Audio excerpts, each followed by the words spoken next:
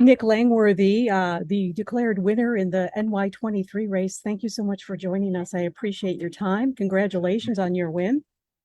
Thank you very much. Nick, now that officially Carl your Paladino, your opponent, has conceded the race in a statement saying he's moving on to the next chapter in his life, how do you respond to that? Because last night that wasn't the case. I wish him well, and we're putting the primary in the rearview mirror, and we are focusing, on what's the challenges that are ahead in the fall, and we need to be victorious in this general election and do everything we can to, win more seats in the House of Representatives for Republicans, so we can fire Nancy Pelosi and bring some balance back to Washington and some sanity back to our nation's capital. Nick, when you talked about last night confronting who you called Paladino a bully, you said you punch him in the face.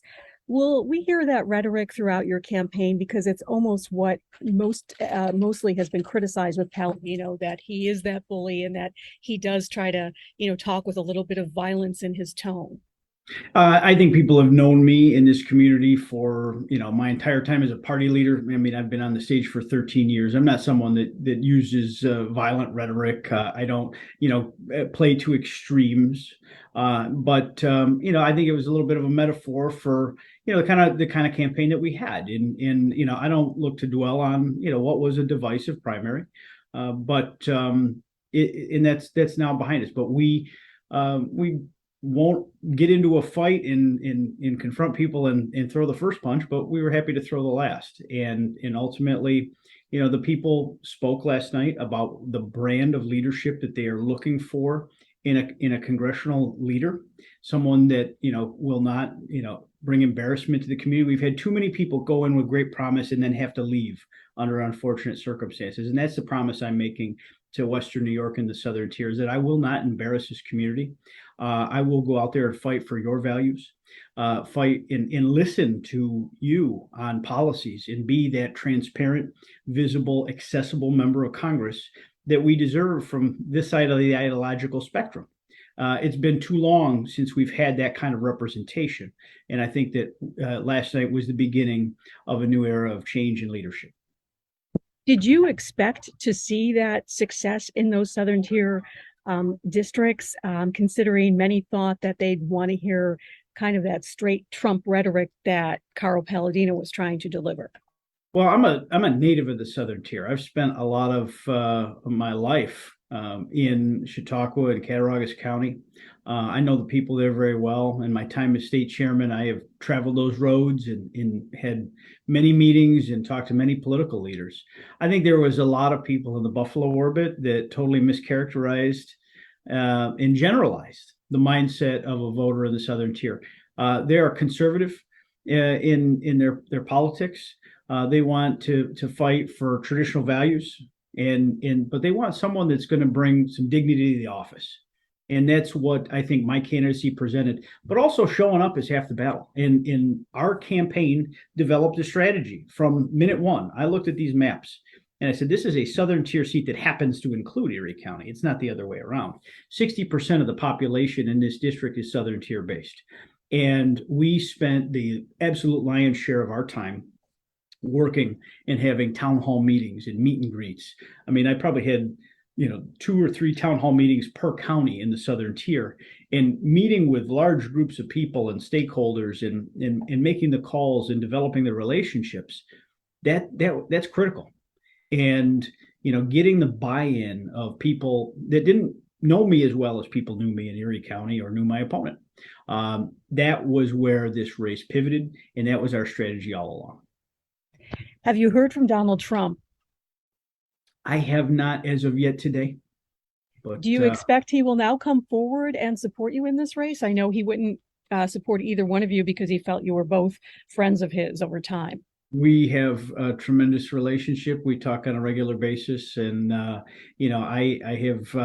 respect his decision to not get involved in this primary, and I'm sure we'll be having conversations going forward. Do you believe that he won his race? I'm sorry. I don't. Well, many of the voters in your district, in your newly realigned district, many of them feel that the election was stolen from Trump and his rhetoric of that. Do you believe that as Well, well? I think that the concern people have and why there were many that objected to electoral college counts is because states illegally changed their election laws in the name of COVID-19. I mean, luckily in New York State, things didn't change as drastically as we saw in some states, but we have, the significance of a bipartisan board of elections, and we have an application process for absentee ballots. I have drastic concerns about any state that has unbridled mail-in voting where raw ballots are flying around without chain of custody, chain of command, and there's ballot harvesting. So I think that people that have concerns about election integrity, there are concerns about election integrity, and that's why I've said from the very beginning that I would sponsor legislation, if it doesn't exist already, to require any state that wants funds towards their elections to embrace and accept laws forcing identification at the polling places. And voter ID is a simple prospect. It cuts across party lines. People of all party affiliations understand we should be who we say that we are. We should not be afraid, to require identification to vote. We are required for identification for so many things in our lives.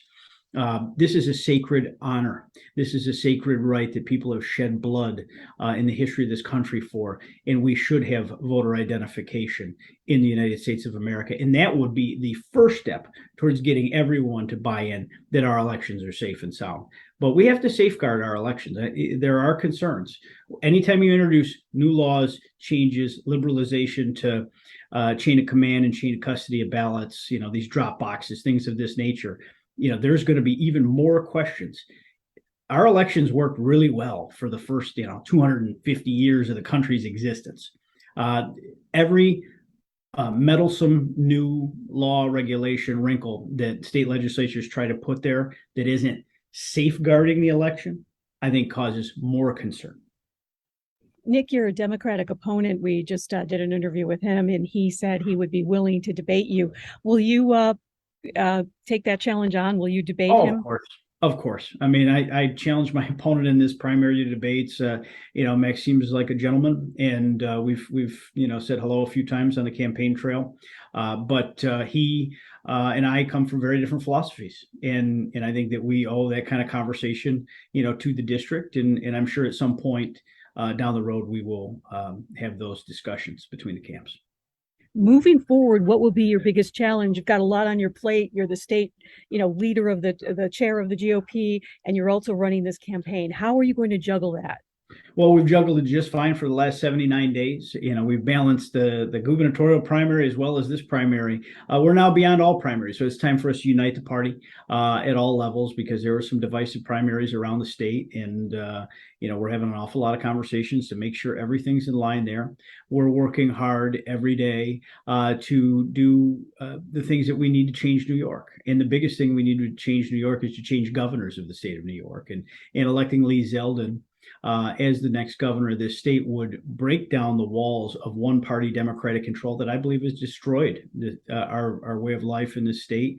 They've destroyed our criminal justice system.